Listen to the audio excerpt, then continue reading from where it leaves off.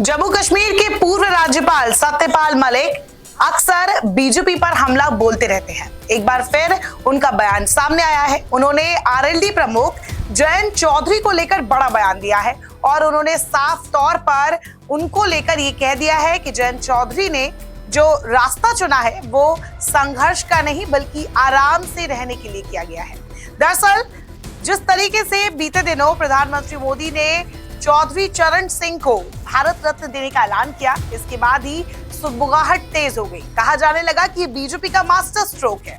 इसके बाद जयंत चौधरी जो कि अखिलेश यादव के साथ गठबंधन में थे, यूपी में लोकसभा चुनाव इंडिया गठबंधन का वो हिस्सा थे, लेकिन उन्होंने पाला बदल लिया और उन्होंने एनडीए के साथ जाने का फैसला किया। और इसी के बाद सत्यपाल मलिक का ये इंटरव्यू लिया गया है। इन्होंने इस इंटरव्यू में कई बातें कही है। इन्होंने साफ तौर पर कहा कि जयंत चौधरी ने जो फैसला लिया वो संघर्ष का नहीं बल्कि आराम की राजनीति की वजह से था। उन्होंने कहा कि अगर उनकी जगह वो होते तो वो संघर्ष का रास्ता चुनते। साथ ही सत्यपाल मलिक ने कहा कि अक्सर इस वक्त जो नेता है वो सड़कों पर नहीं है बल्कि सबके सब तिकड़म की राजनीति करने में जुटे हुए हैं। सत्यपाल मलिक ने कहा कि संघर्ष किसी को भी नहीं करना बल्कि सबको आराम की राजनीति चाहिए और इसीलिए सब समझौते में लगे हुए हैं। सत्यपाल मलिक ने या जयंत चौधरी को लेकर ही नहीं बल्कि बीजेपी को लेकर भी एक बात कही। उन्होंने प्रधानमंत्री मोदी की भी तारीफ कही और उन्होंने कहा कि चौधरी चरण सिंह को भारत रत्न देने का ऐलान करके उन्होंने एक बड़ा काम किया है। साथ ही उन्होंने बताया कि इसका फायदा किस तरीके से बीजेपी को मिलेगा। इसके अलावा मलिक ने कहा कि मुझे तो पहले से ही अंदाजा था कि बीजेपी सरकार चौधरी साहब को भारत रत्न देकर जयंत चौधरी को साथ ले सकती है, लेकिन सत्यपाल मलिक ने जयंत चौधरी के फैसले को समझौता ही करार दिया। उन्होंने कहा कि मैं जयंत चौधरी को लेकर अच्छी भावना रखता हूं, लेकिन उनमें पार्टी चलाने का मादा नहीं है। सत्यपाल मलिक ने कहा कि इससे भाजपा को पश्चिम यूपी के अलावा हरियाणा और राजस्थान में भी बड़ा फायदा मिलेगा।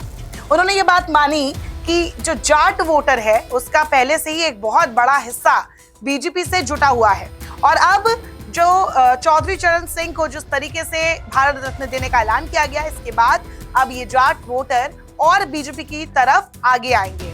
और साफ तौर पर उन्होंने कहा कि वेस्टर्न यूपी, राजस्थान, हरियाणा में खास तौर पर बीजेपी को इसका फायदा मिलने वाला है। लेकिन इन सब के बाद सत्यपाल मलिक ने यह भी कहा कि जयंत चौधरी से उनको ये उम्मीद नहीं थी और उन्होंने ये भी माना कि जो अखिलेश यादव की सपा है और जो जयंत चौधरी की आरएलडी है, दोनों का जो रिश्ता है वो कभी भी कुछ खास मजबूत नहीं था। मुजफ्फरनगर दंगे में दोनों की अलग राय थी और ये भी देखा गया कि मुलायम सिंह के खिलाफ कभी अजीत सिंह भी चुनाव लड़ चुके थे। तो इस तरीके से दोनों पार्टी का जो समझौता था वो स्वाभाविक नहीं था और ये टूटना ही था। लेकिन उन्होंने ये भी कहा कि बीजेपी इन सभी को इस्तेमाल करेगी और बाद में ये सब पछताने वाले हैं।